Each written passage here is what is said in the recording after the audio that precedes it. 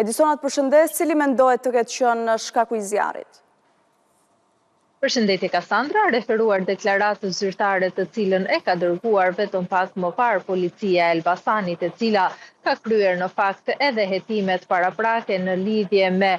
zjarrin e shkaktuar në katin e tretë të një apartamenti në qytetin e Elbasanit, bëhet me dije se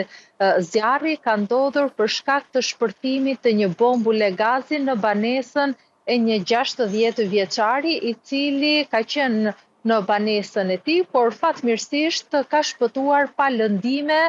nga shpërthimi i bombulës gazit. Ngjarja ka ndodhur në lagjen Visarion Gjuvani dhe policia bën me dije në fakt se janë duke u bërë të gjitha hetimet për zbardhjen e kësaj ngjarjeje, e cila përfundoi fatmirësisht pa të lënduar në njerëz, por që nga ana tjetër shkaktoi dëme të shumta materiale në apartamentin e 60 vjeçarit. Mendohet se rrjedhja e gazit nga bombula e gazit ka shkaktuar edhe shpërthimin e kësaj të fundit, duke bërë që fllakat të përhapen në të gjithë apartamentin, duke djegur thuajse plotësisht një pjesë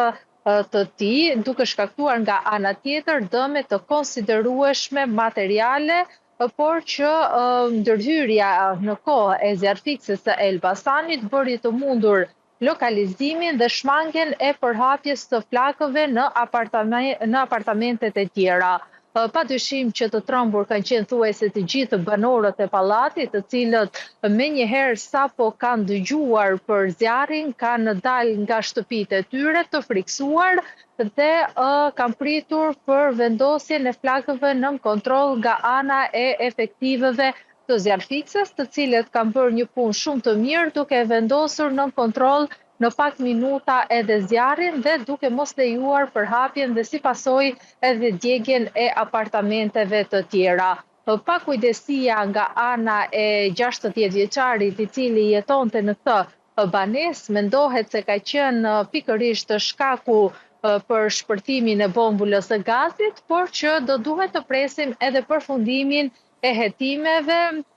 që janë duke kryer aktualisht nga policia e Elbasanit për zbardhjen e plotë të kësaj ngjarjeje, e cila mund të konsiderohet një incident i rënd që fatmirësisht përfundoi pa të lënduar. Pasi ritheksojmë edhe një herë, nga zjarri dhe shpërthimi i bombulës së gazit nuk ka pasur persona të lënduar, por vetëm dëme të shumta materiale. Përfitojmë nga rasti për të transmetuar edhe mesazhin nga zjarrfiksja e Elbasanit, por gjithashtu edhe policia për të gjithë ata persona të cilët jetojnë vetëm dhe përdorin sidomos pajisje të cilat furnizohen me gaz, të tregohen shumë të vëmendshëm, duke qenë se jemi përpara stinës së dimrit dhe shumë qytetarë zgjedhin që të ngrohen apo ta përdorin si mënyrë për të ngrohur edhe gazin, apelohet që të tregohen shumë të kujdesshëm në mënyrë që të shmangin incidente. Kujtojmë që gjatë vitit të kaluar, të paktën në bashkinë e Elbasanit, u hasën shumë raste ku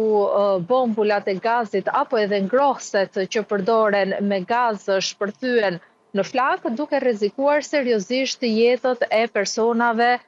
apartamentet e të cilëve u përfshin nga flakët. Ndaj, të gjithë duhet të tregohen të vëmendshëm, sidomos në përdorimin e këtyre pajisjeve delikate. Edisona, unë të falenderoj për gjitha këtë informacione që përcolle.